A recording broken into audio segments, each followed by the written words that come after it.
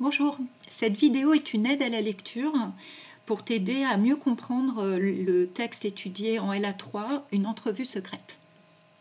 Guenièvre a donné un rendez-vous nocturne à Lancelot. Celui-ci s'approche de la chambre où elle est enfermée.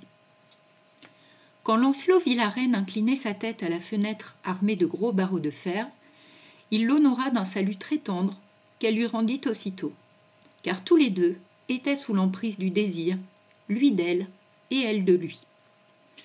Il n'y eut entre eux ni de vilaines paroles, ni d'ennuyeux débats. Ils se rapprochèrent le plus possible l'un de l'autre, et tous deux purent alors se tenir par la main. Qu'il leur fût impossible de se rejoindre leur était insupportable, et ils maudissaient les barreaux.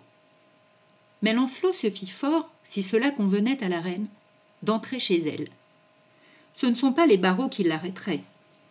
La reine lui répondit: « Ne voyez-vous pas que ces barreaux sont trop rigides pour être pliés et trop solides pour être brisés? Et vous aurez beau les agripper, les tirer vers vous, les secouer, vous ne pourrez pas les arracher. » « Madame, dit-il, ne vous inquiétez pas. Je ne pense pas qu'un barreau de fer puisse être de quelque importance. Aucun obstacle, sauf venant de vous, ne peut m'empêcher de parvenir jusqu'à vous. Si vous m'en octroyez la permission, la voie est libre. Si au contraire, cela ne vous est pas tout à fait agréable, alors il y a là un obstacle insurmontable que rien ne me fera franchir. » « Certainement, dit-elle, je le veux bien, ce n'est pas ma volonté qui vous retiendra. Mais il vous faut attendre que je sois couchée dans mon lit pour éviter qu'il ne vous arrive malheur à cause du bruit.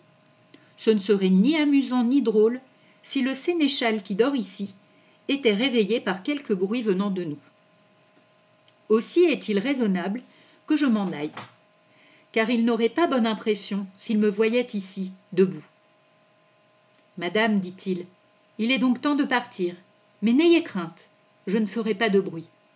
Je pense extraire les barreaux en douceur, sans avoir trop d'efforts et sans réveiller personne. Alors la reine s'éloigne et lui se prépare, prenant ses dispositions pour venir à bout de la fenêtre. Il saisit les barreaux, les secoue, les tire si bien qu'il les fait plier et les arrache de leur scellement. Mais le fer était si coupant qu'il se fit une entaille à la première phalange du petit doigt jusqu'au nerf, et qu'il se trancha complètement la première articulation du doigt voisin. Mais ni des gouttes de sang qui en tombent, ni d'aucune blessure, il n'a conscience, car il a une toute autre préoccupation. La fenêtre est loin d'être basse, et pourtant Lancelot y passe très rapidement et lestement. Il trouve que endormi, dans son lit, et puis il arrive au lit de la reine. Il reste en adoration, en s'inclinant devant elle, car c'est le corps saint auquel il croit le plus. Alors la reine lui tend les bras, les passe autour de lui, et puis le serre étroitement sur sa poitrine. Ainsi, elle l'a attiré dans son lit, lui réservant le meilleur accueil qu'elle puisse jamais lui faire. Car c'est amour, et son cœur, qui lui dicte sa conduite. C'est inspiré par amour qu'elle lui fait fête. Mais si elle éprouve pour lui un grand amour, lui éprouve pour elle un amour 100 000 fois plus grand.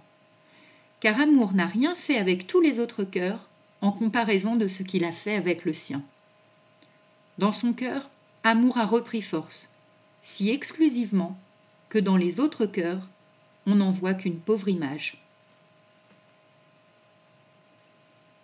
À vous de jouer maintenant en répondant aux questions 1 à 8, page 202. Bon courage!